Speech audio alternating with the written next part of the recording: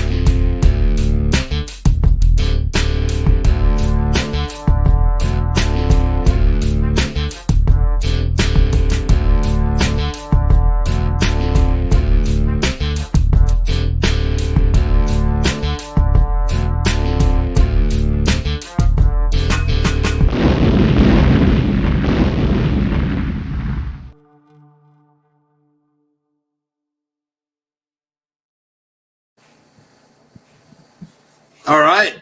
Welcome to the Maximum Edge Sports Wagering Show. My name is John Santucci. Call me Tooch. With me, as always, is Anthony from Pound It Sports. Anthony, Monday Night Football. Always a good one. Let's talk a little bit about what happened on Sunday. We had some, upsets, surprises. The Chiefs couldn't cover Sunday night and let that lead get away. Tonight we've got the Packers and Lions. Last week Packers got trounced by the Saints, and the Titans also got trounced by their opponent, the Cardinals. And then last weekend or yesterday, the Titans traveled to Seattle, tough place to play. They end up winning outright. Is that what we're going to see tonight? The Packers bounce back. You know what? It's going to be a back and forth battle. I think we're looking for a high scoring game. Packers don't have a defense. We talked about this last week, and it showed. Lions don't have a defense. They're very banged up. And, I mean, we're in for another high scoring game. Right, overall. Lots of injuries on both sides, Yeah. specifically on defense and then on the offensive lines of both of these teams. But any games in particular on Sunday, before we jump into Monday Night Football, that you want to talk about? Maybe our free plays. How about our free plays? Yeah, we went 1-1 in free plays. The Bengals came very close, came within 3. Justin Fields came in the game and sealed the deal. They were 3rd and 9. If he didn't get that first down, which he ran for 10 yards, the Bengals would have got the ball and more than likely would have gotten field goal range because they would have had just about 2 minutes left in the game, plenty of time to get in field goal range and tie it, and who knows where that game would have went. The Texans and the Browns, what a tough break for Tyrod Taylor. Tough break for Tyrod Taylor. Playing so good. I mean, I was like, wow, these Texans are playing good. I even picked up the Browns defense in fantasy, and that burned me this week. The Rams, they came out firing, but the Colts played tough. I mean, you called it. The Colts played tough. We got a push on our 10-unit bomb, Rams -3. Patriots, we called it. The under 43, 44. Yeah, under 43, which we said it on this show. Zach Wilson is not the real deal. He's not for real. 4 interceptions. I think he's a bust, and I stick to it. They had two rookie quarterbacks are going head to head. Two teams that can both play some defense. There wasn't going to be a lot of points in this game, whether Mac Jones or Zach Wilson. Happened to be Mac Jones put up more of the points, but Belichick knew just how to stop the Jets' offense. No surprise. Enough. Mac Jones did just enough. I think it was 186 yards passing. Not a lot, but I mean, he managed the game. That's what you're supposed to do. It reminds me of Kyle Orton. You remember Kyle Orton played for the Bears? He came in as a rookie and was able to, he would get 180 yards passing. Yes. Manage the game. The Bears were able to win. In fact, they went to the Super Bowl that year. Yeah. Not saying the Patriots are going to the Super Bowl, but the games similarity in the games. I don't know if it was him. Game manager. Was it him or Shane Matthews? It was Rex Grossman. 8-game win streak. Rex Grossman and Cal Orton were the quarterbacks then. Yep. And even the Niners defense. I mean, very impressive. And if we see the Packers offense like we expect to see tonight, the Green Bay plays San Francisco next week. Very good matchup it's going to be. So you think a look ahead spot for the Packers? That's what I'm saying. So, I mean, if we can see the old Packers offense tonight, we got a great matchup next week. Yeah. What about the Raiders? What about the Raiders upsetting the Steelers? I'm glad you brought that up because you and I talked offline about this game, and I happened to tell you that I think the Raiders are a little bit better than we thought they'd be. 100%. I mean, they got that guy off the edge, Max Powers. Max Crosby, and Yannick Ngakoue. They picked up two pass rushers who are getting a lot of pressure. We saw it on Monday night versus the Ravens, and then they did it to Pittsburgh. Those are two very good teams, and that shows that's for real. It's not just a fluke. Yep. So exactly, and on the road in Pittsburgh, a tough place to play. With the crowd there. The Raiders also have, a very capable quarterback, another game manager who he makes a lot of plays, very underrated, and Derek Carr. Any other surprises from yesterday? The Bears kind of coming out. The Vikings. Yeah. What a heartbreak for the Vikings. 2 weeks in a row. They lose in week 1 in overtime to a field goal. Then they lose to a missed field goal in Arizona. They're 0-2 when they should be 2-0. And the Chargers. They should. They could very well be 2-0. Yeah, if anyone watched the Chargers, I've never seen the most biased referees in my life. If anyone's watched wrestling in their growing up, this reminded me of the Montreal Screwjob when Shawn Michaels put Bret Hart in and the referee just tapped out. Our producer Aaron Mikulski, big wrestling fan. He's nodding his head in the background. That's what that game reminded me of. I was like, you got to be kidding me. I had a few dollars on the over, and let me tell you, very frustrating when a touchdown comes off the board after it was initially a touchdown. I thought the over was in the bag when the game started off with like 4 quick touchdowns in the first half. It was 17-14 or Yep. And then they didn't score much after that. It was pretty much ended. Because I love the over. Both those teams could put up points, especially the Cowboys. I don't know. Maybe too much money was on the over yesterday. What about the Titans and Seahawks? I mean, I've never seen an offense get their butt kicked so bad and still win. I mean, Tannehill, he got sacked. Not just sacked, he got his butt kicked hard. He's bruised up after all those sacks yesterday. Still got up, still managed to tie the game, then win it. The Titans, I thought they were dead. They had no right to win that game. But that tells you how much fight that Mike Vrabel puts in those players. Yeah, we talked about Mike Vrabel, too, in the last show. How we thought maybe he'd get his team fired up to get the victory in Seattle. But, I would have never taken Tennessee in an upset. Seattle is such a hard place to play. The Titans' offense got their butt kicked. But you know what? At the end of the day, final score was higher than the other team. And that's all that matters. So I give a lot of credit for that team for not giving up because they got their butt kicked physically. Right.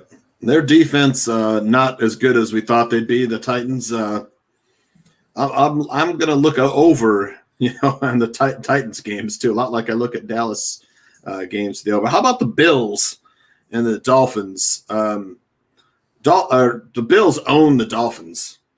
Well, Tua got hurt the first drive, and that was it. Game over. Once it was 7-0, Tua gets hurt. And once Tua got hurt, you knew damn well that there was nobody on the Dolphins staff, quarterback-wise, that can compete. The Bills just took over. I mean, that was if you had money on the Bills, that was just easy money. If you had money on the Dolphins, you rip up your ticket within the first 4 minutes of the game. It's true. It's sad, but true. Yeah, and they were a home dog, and people people want to tease that score up, hoping the Dolphins, that would have been keeping it within 10 points, but they couldn't, not even close. I was expecting a very tight game, and Yeah. not even close. They got shut out. Yeah, they got stomped. The end of the game, the Bills' defense, they wanted that shutout. They were saying it on the field. The announcers were saying it. They wanted that shutout, and they got it. So that's impressive. Yeah, and then the Bears. I said during the show, it's probably one of those games that the Bears rise up and take that victory from the Bengals. Bengals on the road. We thought the Bengals were a pretty good team first week of the season. Fighting the Vikings for a victory, but coming into Chicago, they were a mess, man. I can't believe the game was that close. You had some defensive touchdown for Chicago. I could watch that interception run back. It was just beautiful.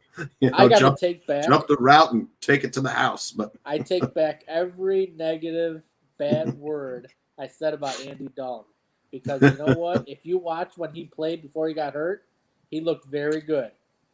He must have lost weight. He was well prepared to come into the season. So I take every playing against his former team too. Revenge factor. He scrambled.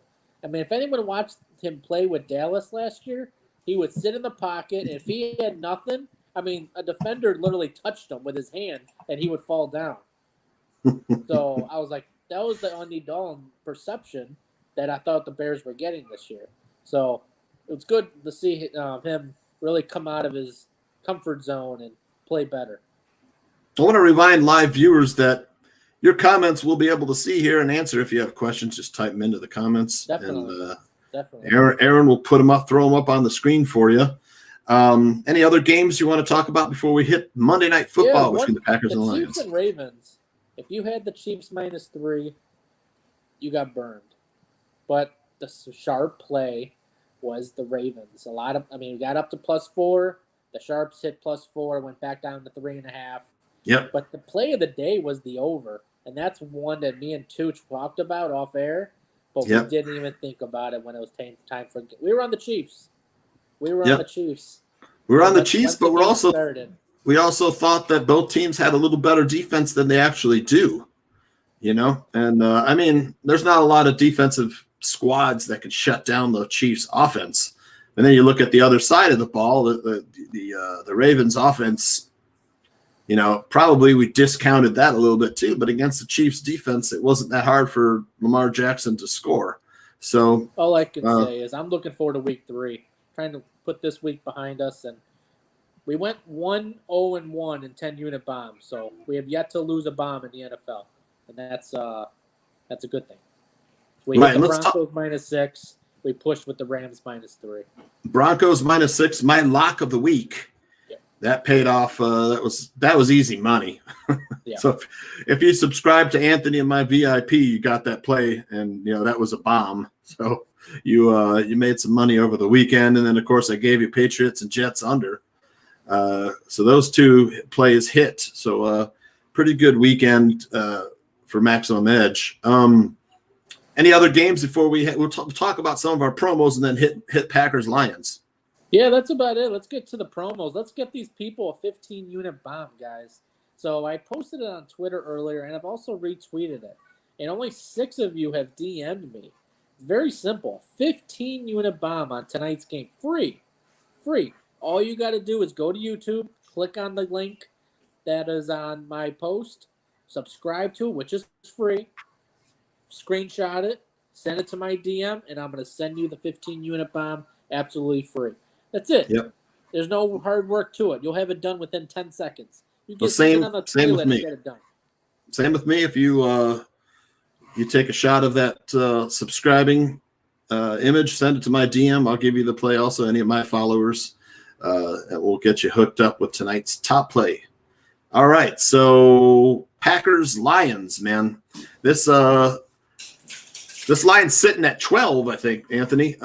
Packers -12, Lions +12, over under 48.5. And the line opened at -10.5, which, that would have been a nice number to grab back then, But there it is, steamed up to 12, and then the over-under was 49.5. So people playing the under in this game, and that's probably due to all the trends.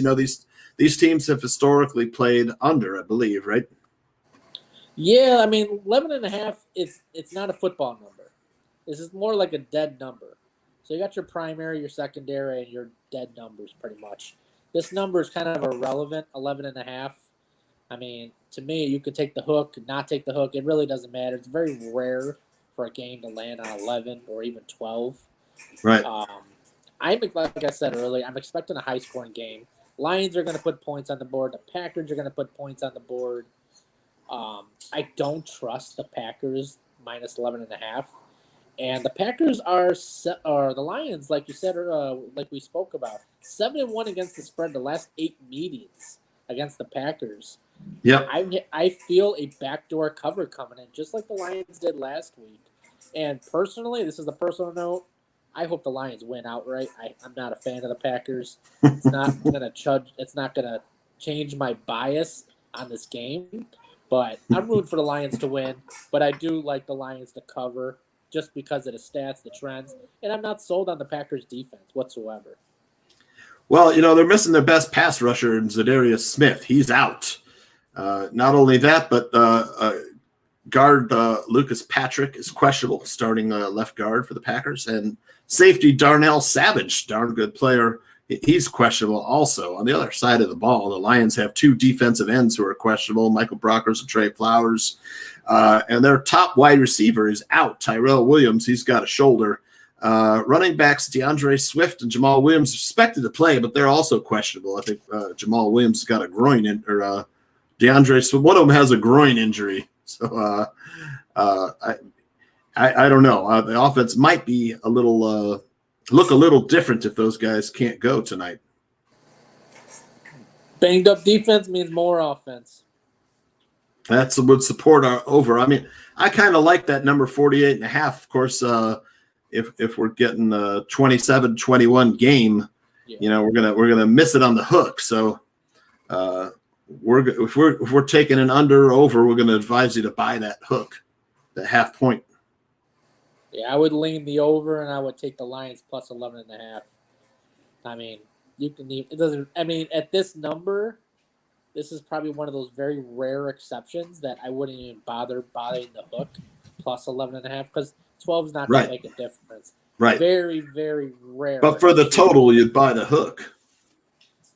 My book was at 48.5, and I would take the 48.5. Because you're either going to see 47 or 49 or 50. Very 48, a couple field goals, yeah, but you're going to see more 47s and 49s rather than 48s. Because if it's landing on 27-21, we're going to die by that hook. But at 48, we're getting that push. Yeah. So my advice would be to buy the hook. Yeah, that's just me. But 100%. Any other notes on Packers? Let's look at some of the trends. Detroit 4-2 against the spread their last 6 games. Total's gone over in 8 of Detroit's last games. Now, this is almost a new Detroit Lions. Do we throw out the trends because there's a new coaching staff? They got a new quarterback. The only trends I go with are the ones from last week. The ones from last year is irrelevant to me. Yeah, like I said, this is a completely different team with the new coaching staff, a different offensive philosophy. Very few trends I will look at that go past a season. Very, very few. Like the Super Bowl won at week 1. Super Bowl loser against the spread week 1 is now 5-17 in the last 22 years. That's a really strong trend to follow. Something like that I'll follow. But something you tell me they're like Indiana 7-0 against the spread versus the Big Ten last year in college football. Well, guess what? It was irrelevant coming into this season because Iowa blew them out. So, right. Well, I mean, every year in college football, you've got a new, players graduating, so every year it's a different team. In the NFL, there is some consistency with rosters, but in this case, you've got an entirely new coaching staff and a completely different offensive system. But I'll tell you, last week the Lions came back with the backdoor cover against the 49ers, and that's definitely a possibility tonight. And if anyone wants to know what the trends were last week, the Ravens were favored by 3.5 over the Raiders. Okay, or was it 4, 3.5? It was that round there. The Ravens covered the spread first half, and it went under the total first half. The game went over the total for the game, and the Raiders covered for the game. So you had total opposites between the first half and the over. So if you follow the trends from last week, which is kind of hard because it's only one game, you would take the Packers first half and under the total. For the game, you would take the Lions and the over. And that's where we lean. It's just coincidence. We like the Lions and the over. Right. And first half line, Packers -7 for the first half. I kind of like that play. You know, if you figure if the script goes a lot like me, you saw the 49ers jump out to, I think, a 31-point lead, you know, in last week. So, we do have that to go back to last week. I think Aaron Rodgers has been he's sick of hearing it from last week. He's so sick of hearing it. I think he comes out firing this week. You're going to see 14 points out of the Packers within 6 minutes of the first quarter. I mean, that's what I'm talking about, that quick. They're going to score quick. Lions are probably going to be at like a 3 and out. Packers are going to score again. That's my prediction. By the end of the first quarter, you're looking at a 14-0 Packers I love it. lead. I love the play for first quarter spread is Packers -3.5. I love that play. Even if it's 7-0, you're hitting there. So the only way you're losing is if it's 7-7, you know, because it could be 7-3 and you're still going to cover that number. So Packers first quarter -3.5, I think, is a pretty smart play. So let's recap our leans here. First quarter, Packers -3.5, strong lean. Yeah. For Packers first half -7, lean. Packers -12. It's 11.5 or 12. I'm showing 12. But either way, you don't like full game Packers -12. I'll take the Lions both ways. Okay. Over under sitting at 48.5. Lean over. We like the over. I like the over first half and the over second half. Okay, over first half, over second half. All right, there you have it. That's pretty much all. Any props? It's going to go into our free play. So if we want to transition to our free play. All right, we're ready for our. Let's give them a free play. I am probably the worst person to give a prop out, but this one, I mean, this week the perfect situation.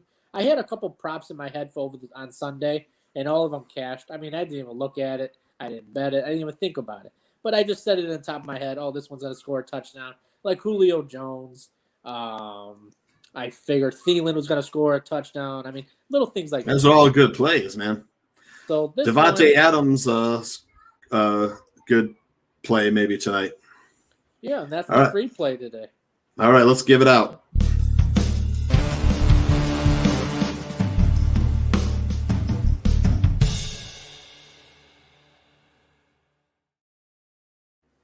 All right, there it is. Scrolling down there. Free play, Devontae Adams. Anytime touchdown scorer. Man, I love that play.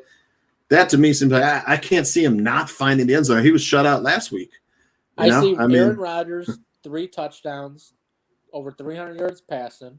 And Devontae Adams gets 1 for sure, maybe 2 of them. I was just thinking the same thing. I might play the anytime touchdown scorer and then either a small play on the first touchdown score or two plus touchdowns. I'm looking at Adams touchdown, Aaron Jones touchdown, Aaron Rodgers 3 touchdowns, and Hockenson for the Lions a touchdown. That's my prediction. All right. Yeah, I like. Especially with Tyrell Williams out, T.J. Hockenson probably becomes the primary receiver for the Lions. He's a beast. There's a lot of prop bets for passing yardage for Jared Goff. I'm not touching any of them. No.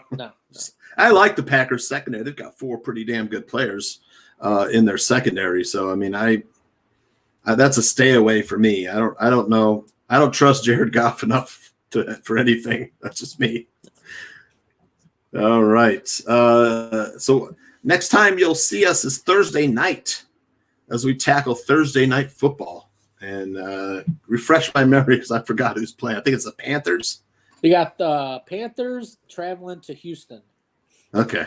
Not the most exciting matchup. Not the most exciting, but we'll be here for it. We'll be here at the same time Thursday, and we will see you then. Everyone, good luck this weekend. And I'm the team captain. He's the preview, and I'm the main attraction. Unstoppable, unconquerable, on top of the world, accomplishing the impossible. Unstoppable, unconquerable, on top of the world, accomplishing the impossible.